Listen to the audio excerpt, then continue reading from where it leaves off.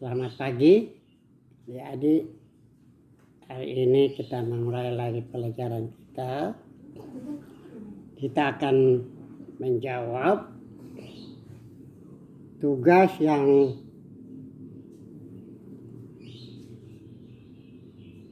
Pak ada tugaskan minggu lalu, yaitu menjawab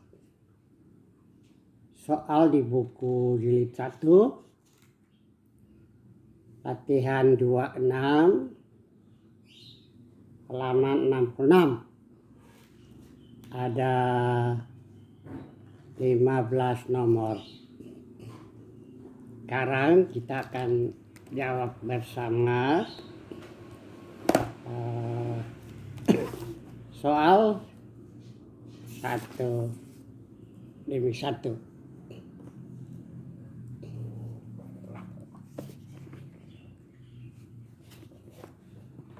Bapak akan bacakan bunyi soal nomor 1.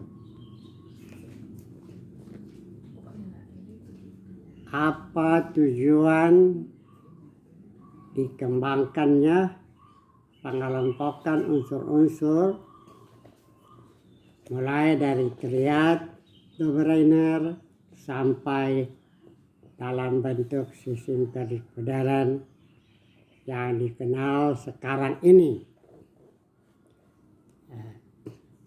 Kalau adik-adik ada buku cetak, itu adik-adik bisa mendapat jawabannya yang terdapat di halaman 57. Itu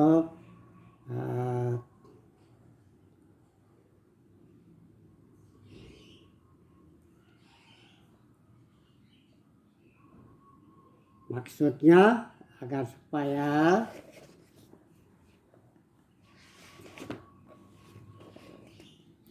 tujuan untuk pengelompokan unsur itu untuk mempermudah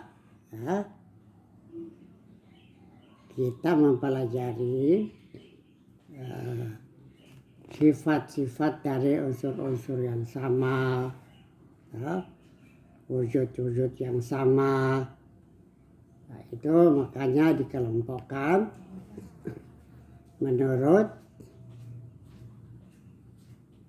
triad two-brainer sampai dengan yang kita gunakan sekarang, susunan berkalanya.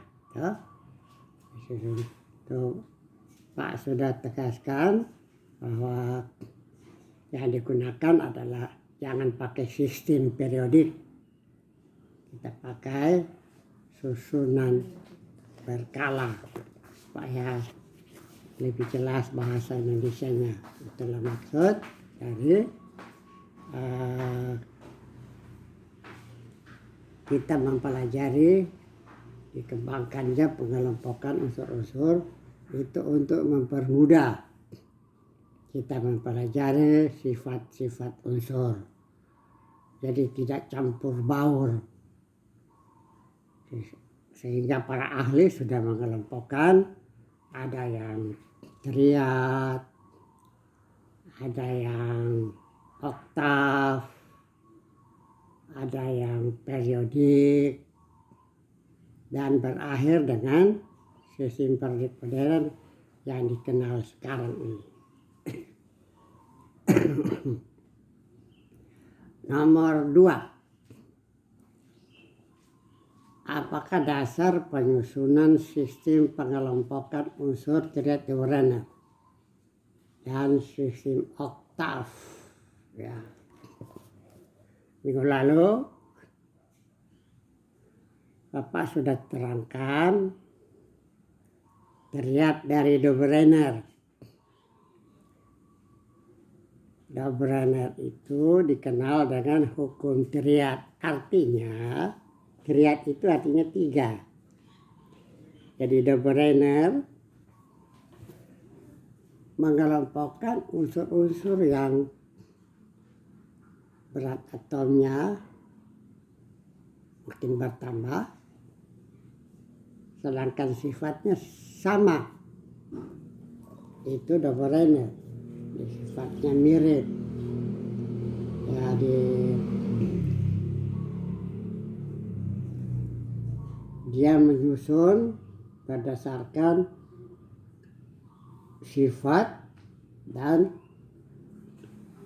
berat atomnya, massa atomnya diurutkan. Nah, menurut Deborah, satu kelompok unsur dia bagi 3, terdiri dari 3 unsur.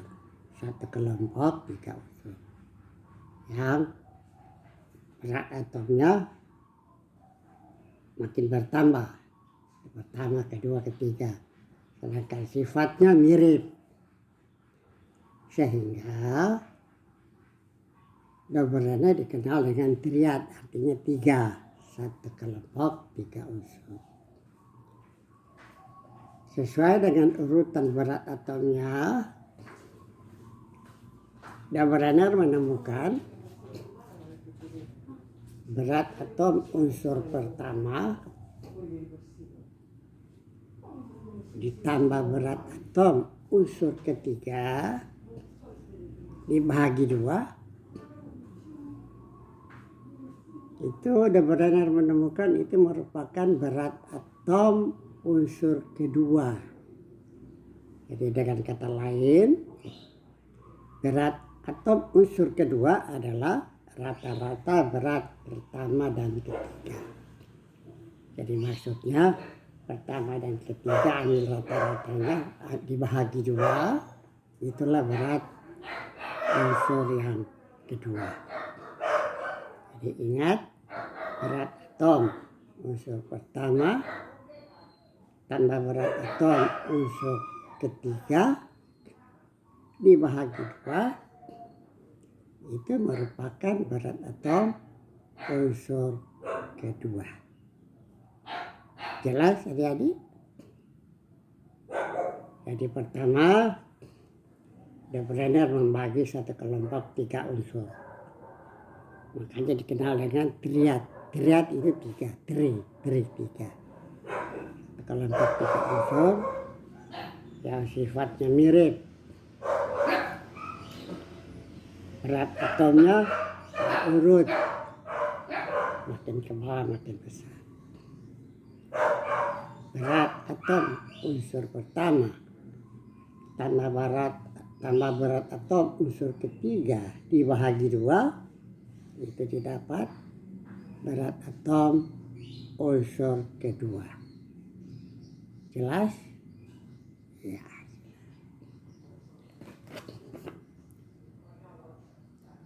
Kemudian oktav. Oktav dari Newland. Newland sama, dia menyusun unsur sesuai dengan kenaikan nomor atomnya. Itu menurut Newland. Jadi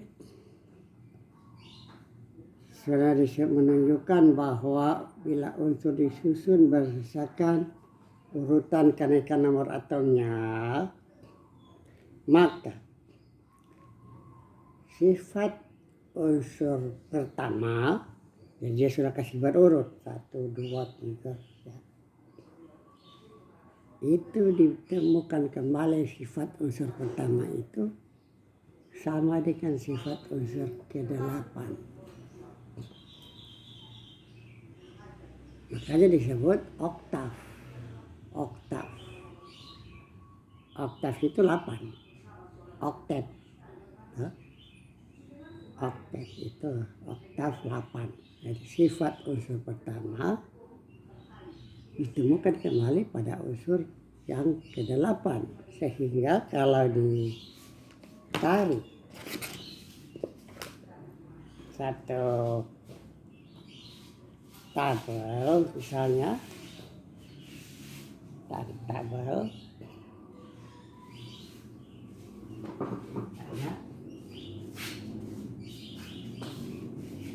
hanya ini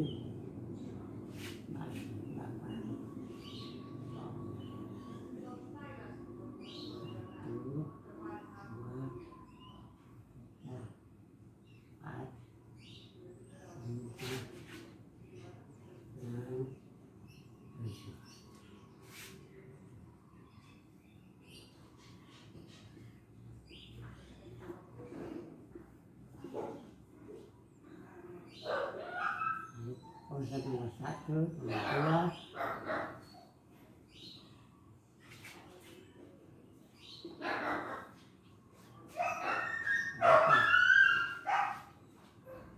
Baca 9. Seterusnya begitu.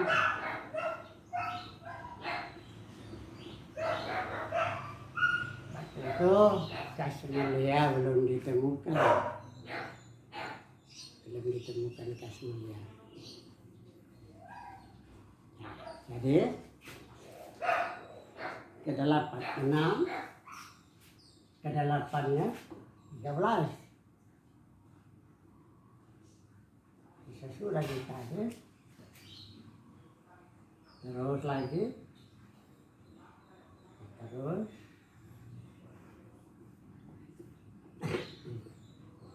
nah 14, 15.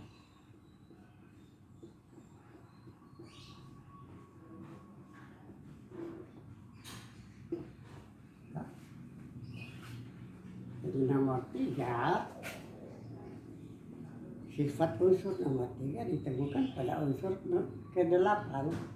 Terus bisa 1, 2, 3, 4, 5, 6, 7, 8. Jadi ke-8 itu nomor 10 sama. Sifat nomor 3 dan sifat nomor 10 sama. Itu maksudnya oktav. Sifat unsur pertama ditemukan pada unsur ke-8. Itu menurut Newland yang sudah diajarkan lalu. Yang dikenal dengan hukum oktav. Karena sifat unsur nomor 1 ditemukan pada ke-8. Jadi kalau nomor 6, ke-8-nya 13. 1, 2, 3, 4, 5, 6, 8. Jadi sudah ditarik garis ke bawah. Unsur-unsur ini sifatnya sama. Ini sama. Ini sama. Ini satu kotak. Sama sifatnya.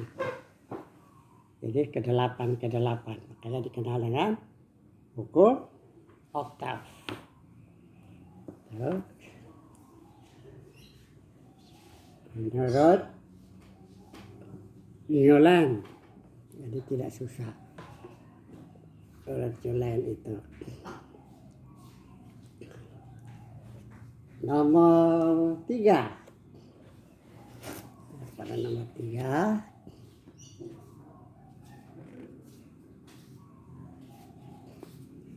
Apa dasar Mendeleev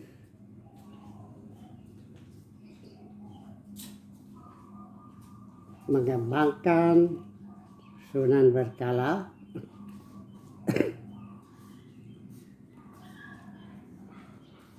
apakah kelebihan dari susunan berkala periodik tersebut dibandingkan dengan sistem periodik sebelumnya?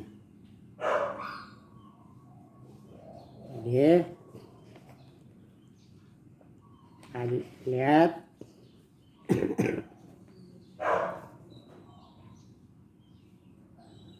sistem periodik atau yang dikenal dengan susunan berkala Mendeleev didasarkan juga sifat fisik dan sifat kimia. Kedua sifat itu dihubungkan dengan massa atomnya. Jadi massa atomnya tetap bertambah.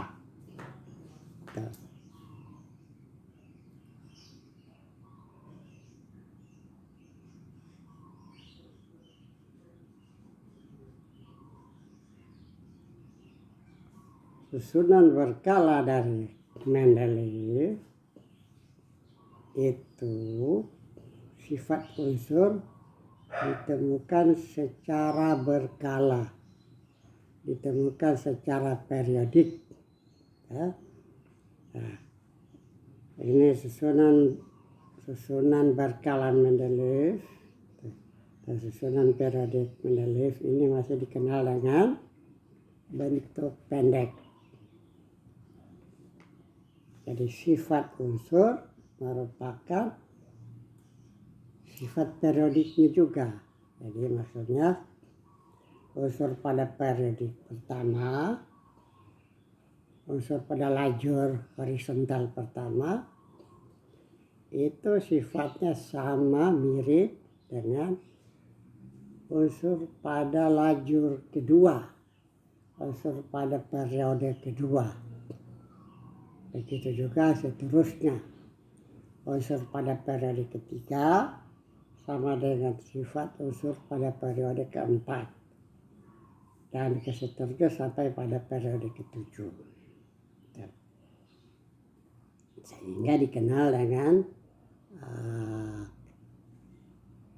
sifat unsur merupakan fungsi periodiknya. Fungsi periodiknya.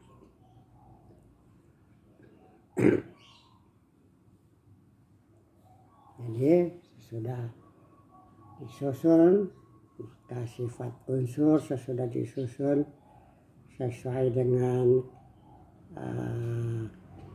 kenaikan massa atomnya, maka sifat unsur ditemukan secara periodik. Secara periode sifat unsur itu ditemukan secara periode. Itu yang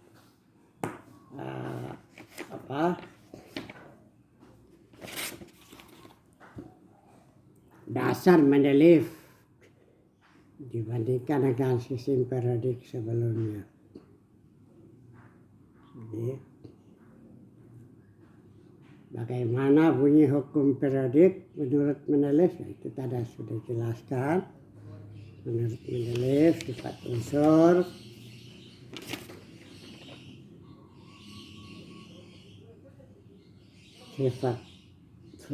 sifat unsur merupakan fungsi periodiknya. Unsur disusun berdasarkan kenaikan nomor atomnya, sifat unsur akan berulang secara berkala atau secara periodik. Jadi sebenarnya pertama kali terbit, ya, itulah yang dari Mendeleev.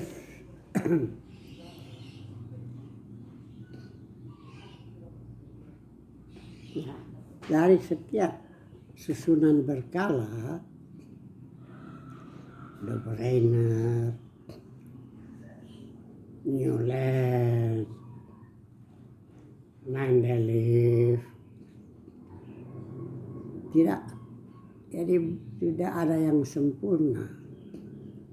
Semua terdapat kekurangan, malah ada kelebihan. Tapi kalau sempurna itu sesuai dengan perkembangan ilmu pengetahuan, ya, perkembangan teknologi. Jadi penemuan itu terus-menerus ada. Jadi saling menyempurnakan. Penemuan pertama disempurnakan dengan penemuan kedua, ketiga, dan seterusnya. Jadi sifat manusia yang ingin mencari tahu itu tidak pernah berhenti. Jadi mengakibatkan sudah satu waktu, ya, susunan berkala ini ada kelemahannya.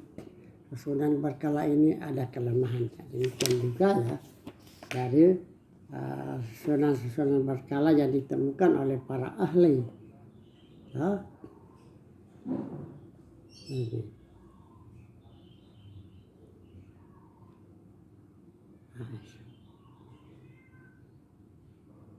Dari Mendeleev ini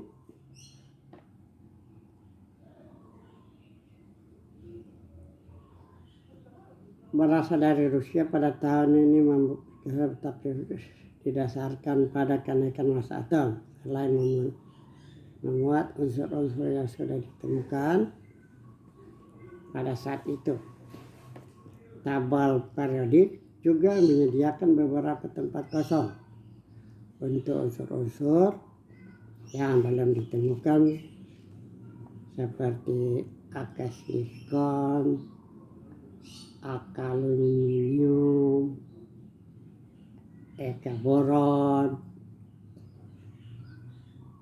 Menurut ramalan dari Mendeleev, ini terbukti benar ketika unsur-unsur gallium dan germanium ditemukan pada tahun 1805. Unsur-unsur baru ini dapat ditempatkan secara tepat pada tempat yang kosong di tabel periodiknya.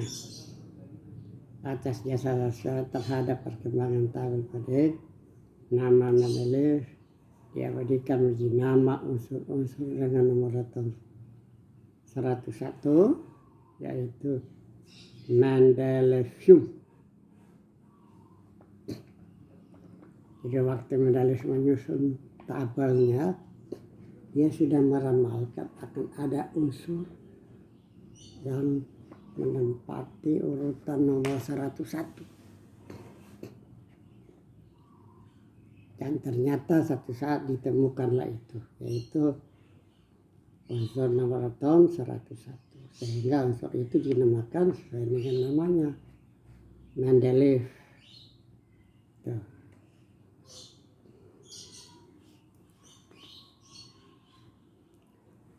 Begitu juga sistem periodik modern menemukan kesalahan pada sistem periodik yang dibuat Mendeleev, yaitu terdapat unsur yang terbalik letaknya. Setelah mencari lebih lanjut, masih menemukan bahwa keperiodikan sifat tidak disyaratkan pada massa atom, tetapi pada nomor atom atau muatan inti. Jadi tidak lagi berdasarkan pada massa atom.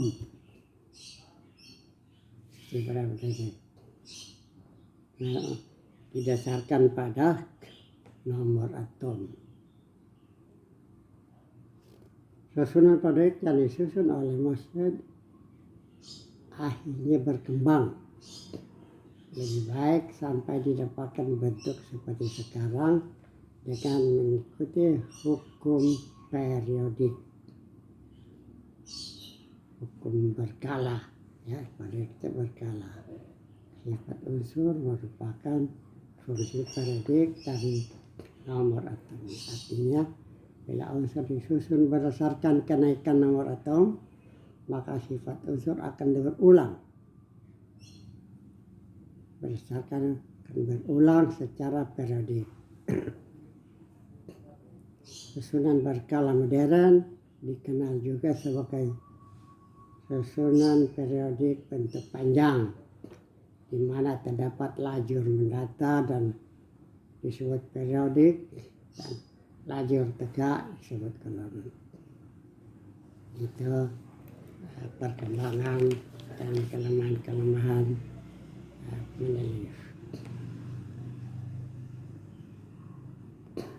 Mengapa Mendeleev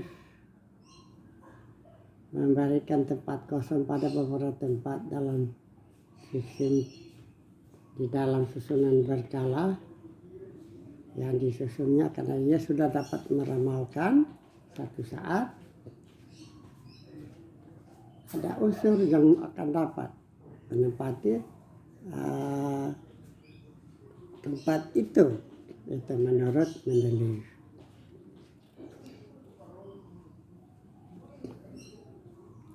Apa perbedaan utama cara penyusunan sistem periodik Mendeleev dengan dengan sistem periodik modern. Sistem periodik modern dikenal dengan susunan berskala panjang. Jadi ini susunan berskala pendek. Bukan jadi hukum periodik artinya jelaskan hubungan antar konflik.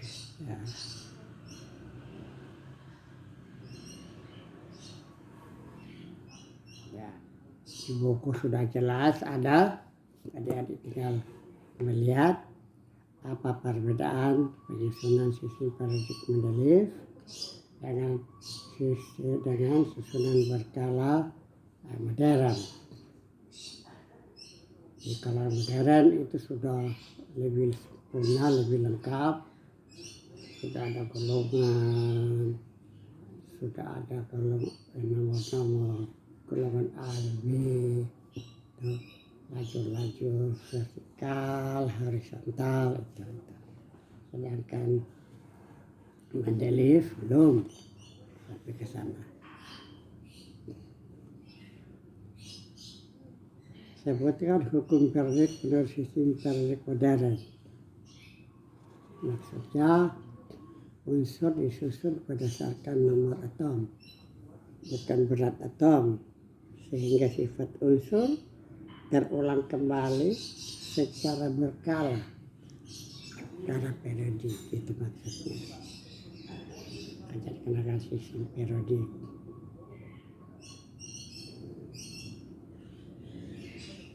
Berapalah jumlah golongan dan periode dalam sistem? Kalau golongan A 8, golongan B 8, kalau periodenya 7.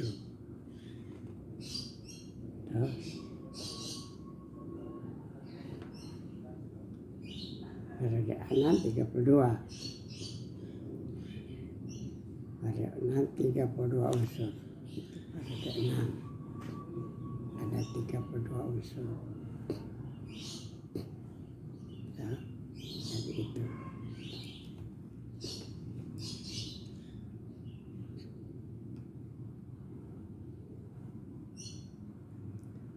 Tanpa melihat daftar sistem periodik unsur, tentukan unsur berikut di dalam sistem periodik.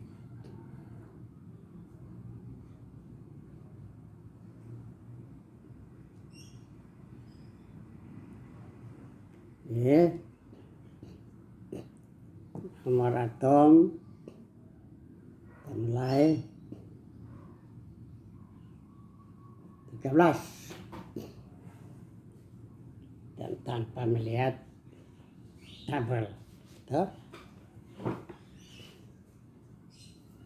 13.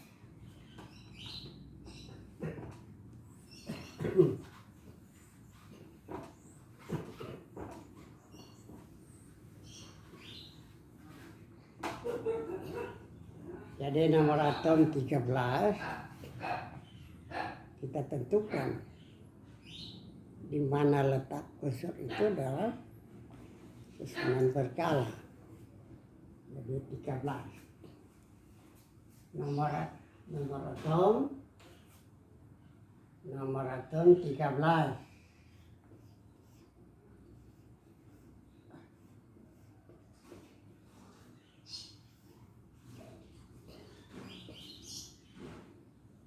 Dia ada 13 elektron.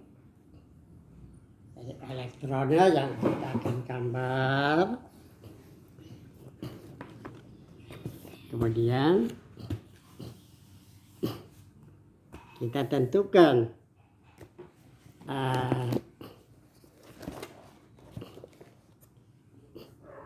letak unsur itu di dalam susunan skala.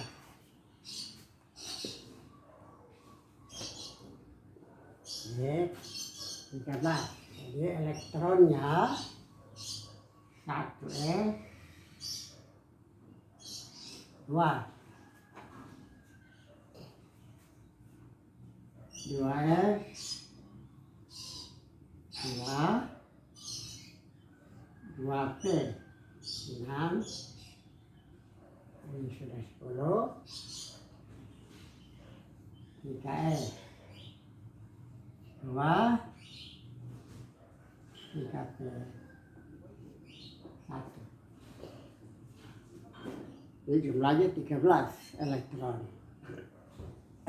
Karena pertukaran, kalau dilihat ini kulit K, ini L, ini kulit M.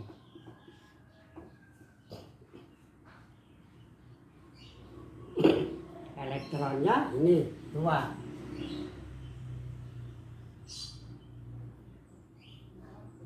Ini 8. Ini nomor 3.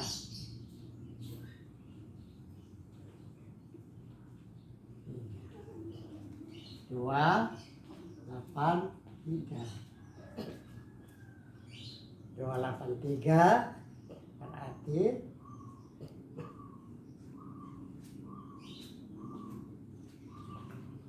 elektron terluarnya 3. Nah, dan terdapat pada P. Jadi ini unsur golongan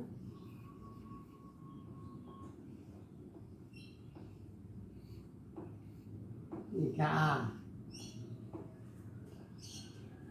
Periode karena ada 3 kulit, periode 3. Itu cara melihatnya. Kalau terluar terdapat di P atau S, P atau S, itu pasti golongan A. Berapa A? Kita lihat jumlahnya. Jumlahnya ada 3, 2 dan 1. Terakhir P itu pasti 3A.